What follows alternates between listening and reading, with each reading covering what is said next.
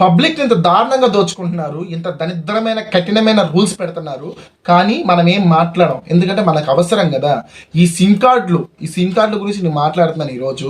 నా SIM dead అయిపోయింది, నేను ఆఫీస్కి వెళ్ళి మేడం నా సిమ్ డెడ్ అయిపోయింది, నాకు కొత్త సిమ్ కార్డు ఈ నెంబర్ మీద అంటే ఆమె ఆన్లైన్ చేయండి అంటుంది. సార్ మేడం నా దగ్గర ఆన్లైన్ లేదు, నేను ఎలా చేయగలను, నా దగ్గర సిమ్ డెడ్ అయిపోతే అంటే మా రూల్స్ అండి, మీరు ఆన్లైన్ కంపల్సరీగా చేయాల్సిందే అంటుంది. నేనంటే ఏదో కింద మీద పడి నా ఫ్రెండ్స్ ద్వారా చేయించుకున్నాను. మరి మిగిలిన వాళ్ళ పరిస్థితి ఏంటి?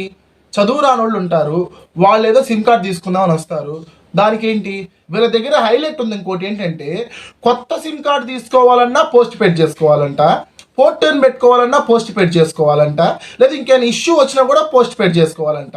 డైరెక్ట్ ఇలా టార్గెట్ ఏంటంటే అందరినీ పోస్ట్ పెయిడ్లో మార్చాలి. పోస్ట్ పెయిడ్ అనేది ఏంటండి, డబ్బున్నోళ్ళు నెల నెల ఉద్యోగం వెళ్ళే వాళ్ళు కట్టుకుంటారు. ఇప్పుడు మాలాంటి మధ్యతరగతి వాళ్ళు ఉంటారు, లేదా పేదోళ్ళు ఉంటారు, వాళ్ళ పరిస్థితి ఏంటి? కాస్తన్నా బుద్ధి ఉండాలి. ఇలాంటి దుర్మార్గమైన రూల్స్లు ఇలాంటి ప్రజల్ని ఏదో ఒక విధంగా దోచుకుంటానే ఉన్నారు ఈ సిమ్ కార్డు వాళ్ళు. వీళ్ళ గురించి మాట్లాడలేకపోతున్నారు ఎవరు. దయచేసి అందరు రియాక్ట్ అవ్వండి. మీకు ఎంతమంది టార్చర్ అనుభవించారు ఇలాంటి సిమ్ కార్డు వాళ్ళ వల్ల? అందరు కామెంట్ చేయండి. ఈ వీడియో గురించి మీరు ఏమనుకుంటున్నారు షేర్ చేయండి.